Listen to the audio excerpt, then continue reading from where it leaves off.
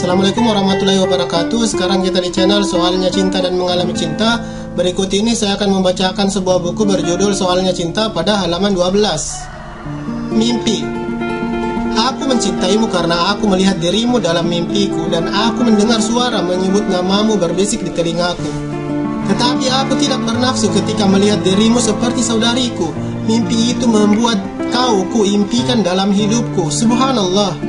Aku melihatmu bernafsu mencumbuiku. Kusebut kekasihku, ya Allah. A'udzubillahi minasyaitonirrajim. Terdengar suara menyebut namamu. Astagfirullahalazim. Ku berpikir ini pasti jin, tipu daya setan, angan-angan kosong. Jika mimpi itu adalah kiriman manusia atas bantuan jin, itu pun dapat tercipta karena izin Allah. Jadi aku anggap saja itu anugerah dari Allah. Aku anggap mimpi itu sebagai petunjuk dari Allah untuk menemukan istriku, untuk membangun rumahku, surgaku, menciptakan keluarga sakinah mawaddah warahmah, keluarga berkehidupan sederhana, mapan, mandiri, dan sejahtera. Dalam Kamus Besar Bahasa Indonesia menjelaskan mimpi adalah sesuatu yang terlihat atau dialami dalam tidur. Dapat juga dijelaskan angan-angan. Menurut ilmu sains, mimpi merupakan pikiran yang bekerja di saat orang-orang beristirahat atau mengasuh. Lebih tepatnya kerja otak kiri pada cerebrum melalui rangsangan sel saraf sensori kemudian ke neuron, kemudian diolah oleh otak. Hasil olahan di otak berupa tanggapan akan dibawa ke saraf motor menuju ke efektor. Karena efektorlah yang membuat saya berusaha mencintai. Ketika Dinda menanggapi usaha dan cinta saya, itu menunjukkan sel saraf konektor bekerja menghasilkan komunikasi dua arah. Rangsangan dapat berupa foto, doa, atau gerak. Dari pengalaman saya, wanita yang saya mimpikan itu menikah tidak lama setelah saya mimpikan. Jadi boleh saya katakan mimpi itu merupakan komunikasi verbal dalam ilmu komunikasi. Tujuannya mengabarkan. Menurut ilmu agama, mimpi merupakan salah satu metode Allah menyampaikan wahyu kepada Rasulullah. Atau mimpi adalah angan-angan kosong dari setan untuk manusia. Sebagaimana dalam firman Allah dalam surat Al-Isra ayat 60. Dan ingatlah ketika kami mewahyukan kepadamu, sesungguhnya ilmu Tuhanmu meliputi segala manusia, dan kami tidak menjadikan mimpi yang telah kami perlihatkan kepadamu melainkan sebagai ujian bagi manusia, dan begitu pula pohon kayu yang terkutuk dalam Al-Quran. Dan kami menakut-nakuti mereka, tetapi yang demikian itu hanyalah menambah besar kedurhakaan mereka. Selain itu dalam surah Al-Fajr ayat 15 juga, adapun manusia apabila Tuhannya mengujinya lalu dimuliakannya dan diberinya kesenangan, maka dia berkata, Tuhanku telah memuliakanku.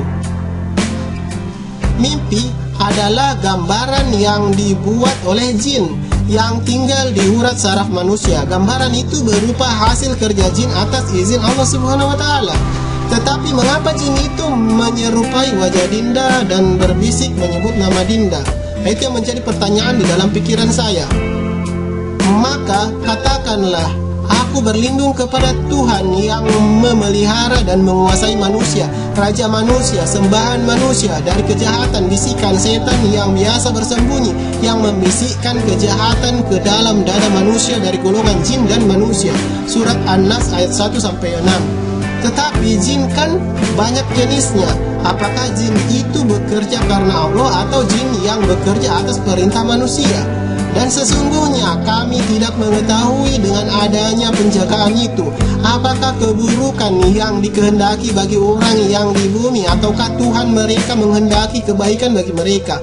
Dan sesungguhnya di antara kami ada orang-orang yang saleh, dan di antara kami terdapat pula yang demikian halnya, adalah kami menempuh jalan yang berbeda-beda. Dan sesungguhnya kami mengetahui bahwa kami sekali-kali tidak akan dapat melepaskan diri dari kekuasaan Allah di muka bumi, dan sekali-kali tidak pula dapat melepaskan diri darinya dengan lari. Dan sesungguhnya kami tak kalah mendengar petunjuk Al-Quran, kami beriman kepadanya. Barang siapa beriman kepada Tuhannya, maka ia tidak takut akan pengurangan pahala dan tidak takut pula akan penambahan dosa dan kesalahan. Dan sesungguhnya di antara kami ada yang taat dan ada pula yang menyimpang dari kebenaran. Barang siapa yang taat, maka mereka itu benar-benar telah memilih jalan yang lurus. Adapun yang menyimpang dari kebenaran, maka mereka menjadi kayu api bagi neraka jahanam. Dan bahwasanya jikalau mereka tetap berjalan lurus di atas jalan-jalan itu agama Islam, benar-benar kami akan memberi minum kepada mereka air yang segar, rezeki yang banyak. Untuk kami beri cobaan kepada mereka padanya. Dan barang siapa yang berpaling dari peringatan Tuhannya, niscaya akan dimasukkannya ke dalam azab yang amat berat.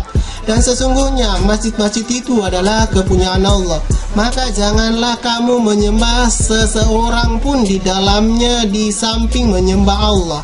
Dan bahwasanya tak kala hamba Allah Muhammad berdiri menyembahnya, mengerjakan ibadah, hampir saja jin-jin itu berdesak-desakan mengerumuninya.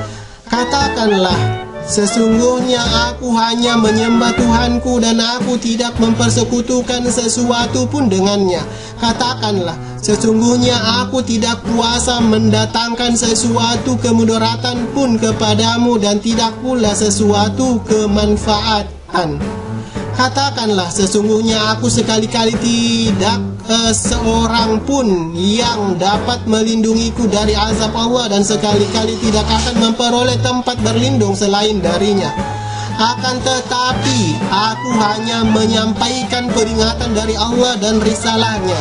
Dan barang siapa yang mendurhakai Allah dan Rasulnya, maka sesungguhnya baginya lah neraka jahanam, mereka kekal di dalamnya selama-lamanya. Sehingga apabila mereka melihat azab yang diancamkan kepada mereka, maka mereka akan mengetahui siapakah yang lebih lemah penolongnya dan lebih sedikit bilangannya. Katakanlah, aku tidak mengetahui apakah azab yang diancamkan kepadamu itu dekat ataukah Tuhanku menjadikan bagi kedatangan azab itu masa yang panjang. Dia adalah Tuhan yang mengetahui yang gaib, maka dia tidak memperlihatkan kepada seorang pun tentang yang gaib itu, kecuali kepada Rasul yang diridainya. Maka sesungguhnya dia mengadakan penjaga-penjaga malaikat di muka dan di belakangnya, supaya dia mengetahui bahwa sesungguhnya Rasul-Rasul itu telah menyampaikan risalah-risalah Tuhannya. Sebenarnya ilmunya meliputi apa yang ada pada mereka, dan dia menghitung segala sesuatu satu persatu. Al-Jin ayat 10 sampai ayat 28. Mimpi juga dapat tercipta dari hasil merogoh sukma seseorang yang mereka lakukan baik secara sadar maupun tak sadar, di mana roh meninggalkan raga kemudian berpindah ke raga lain sebagai wadah untuk bertukar roh. Menurut ajaran mistik, mimpi dapat diciptakan seseorang menggunakan ilmu yang disebut vudu. Maka katakanlah, aku berlindung kepada Tuhan yang menguasai subuh dari kejahatan makhluknya, dan dari kejahatan malam apabila telah gelap gulita, dan dari kejahatan wanita-wanita tukang sihir yang mengembus pada buhul-buhul, dan dari kejahatan orang yang dengki apabila ia dengki. Surah Al-Falaq ayat 1-5. Catatan Juli tahun 2020. Demikianlah video saya kali ini, semoga bermanfaat untuk diri saya pribadi dan khalayak. Subscribe channel saya Soalnya Cinta dan Mengalami Cinta. Terima kasih, sampai jumpa di video-video saya berikutnya.